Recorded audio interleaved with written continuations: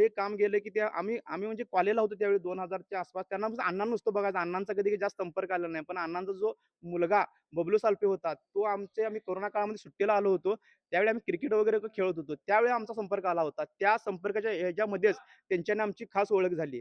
ओळख झाल्यानंतरनं असं नुसतं ओळख झाली. आता मी बाहेरचा गावचा ह्याचा काय मतलब नाही म्हणून त्यानं असं केलं नाही. मग येता-जाता बबलू दादा मला कायम हात करणार आणि कुठलंही केव्हाही रामनगर म्हणजे रामनवमी असते त्यांच्यामध्ये थिएटरवरती मोठा प्रसाद असायचा.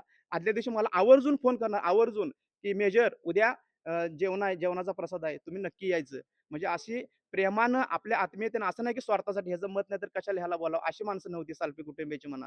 ठीक आहे. आवर्जून आम्हाला फोन करणार. त्यांचा लहान भाऊ धैर्यशील सुद्धा आहे. अतिशय प्रेमळ माणूस. ठीक आहे. म्हणजे सालपे कुटुंबी अतिशय चांगलं आहे. थोरात कुटुंबी अतिशय चांगलं आहे. ठीक आहे. तेव्हा वडगावकरांना मी एवढीच विनंती करतो, आपल्या हक्काची आपलं काम घेऊन जाणारी माणसं आहेत.